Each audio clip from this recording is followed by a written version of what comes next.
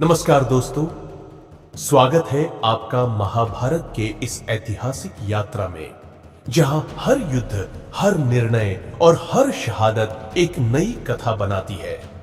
आज हम आपको महाभारत के युद्ध के 15वें अध्याय के पहले भाग में ले चलेंगे। आज हम बात करेंगे उस झूठ की जिसने गुरु द्रोणाचार्य को पराजित कर दिया और युद्ध की दिशा बदल दी। क्या था वह झूठ, किसने बोला और किस तरह से एक शब्द ने सबसे महान गुरु की हार का कारण बना।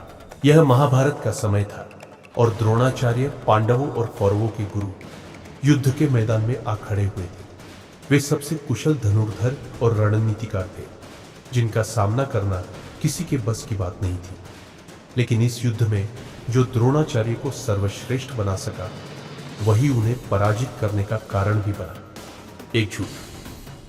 युद्ध के इस महाकुंभ में द्रोणाचार्य कौरवों के प्रमुख सेनापति थे।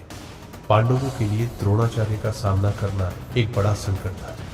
हर कदम पर द्रोणाचार्य की रणनीति और युद्ध कौशल ने कौरवों को जीत दिलाई थी, लेकिन पांडवों के पास एक ऐसी चाल थी जो उनके गुरु की हार का कारण बन गई। लेकिन युद्ध के इस मोड़ पर पांडवों के मन में एक सवाल था, कैसे हम अपने गुरु को पराजित कर सकते हैं। इस कठिन सवाल का समाधान एक छोटे से झूठ में छिपा था। यह कृष्ण ने युधिष्ठिर से एक महत्वपूर्ण बात की, जो भविष्य में उनके लिए निर्णायक साबित होने वाली थी। कृष्ण ने कहा था, गुरु द्रोणाचार्य के सामने एकमात्र तरीका है उनके पुत्र अश्वत्थामा का झूठा निधन घोषित करना। कृष्ण ने युधिष्ठिर से कहा कि यदि द्रोणाचार्य को विश्वास हो जाए कि उनका प्रिय पुत्र अश्वत्थामा मारा जा चुका है, तो उनका मनोबल टूट जाएगा और वह युद्ध छोड़ देंगे। युधिष्ठिर को यह निर्णय लेने में कठिनाई हुई, लेकिन युद्ध के हालात के मद्देनजर उन्होंने इस झूठ को सच मानकर बयान देने का फैसला किया। वह द्रोणाचार्य के पास पहुंचे और बोले, गुरु, अश्वत्थामा मारा गया है। युधिष्ठिर ने कहा, अश्वत्थामा मारा गया है, लेकिन उन्होंने यह शब्द हल्के से कहे ताकि द्रोणाचार्य को यह यकीन हो जाए। लेकिन एक बात नहीं बताई, अश्वत्थामा के साथ एक हाथी का भी नाम था। इसलिए द्रोणाचार्य को यह जानकारी मिली तो वह भ्रमित हो गए, लेकिन उनका विश्वास झूठ में आकर टूटने लगा। यह वो क्षण था जब गुरु द्रोणाचार्य का ध्यान भंग हो गया। वह अपने पुत्र की मृत्यु की खबर को पचा नहीं पाए और उनका मनोबल टूट गया। यह एक ऐसा झूठ था जिसने युद्ध की दिशा बदल दी।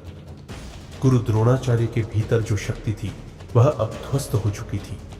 उनका विश्वास टूट चुका था और इस एक पल में उन्होंने कौरवों की सेना में विघटन देखा। यह था वह झूठ जिसने द्रोणाचार्य को हराया। लेकिन क्या यह झूठ लंबे समय तक सफल हो पाएगा? क्या यह युद्ध की भविष्यवाणी कर सकेगा? यह तो समय ही बताएगा। आज की कथा यही समाप्त होती है, लेकिन महाभारत की घटनाएं रुकी नहीं है। क्या आगे द्रोणाचार्य को सही रास्ता मिलेगा या उनका पतन निश्चित हो चुका है? यह जानने के लिए हमारे साथ जुड़े रहे। अगले एपिसोड में हम इस युद्ध के और भी राज खोलेंगे। अगर आपको यह वीडियो पसंद आया हो तो कृपया लाइक और सब्सक्राइब जरूर करें और महाभारत के इस ऐतिहासिक यात्रा में हमारे साथ बने रहे। धन्यवाद।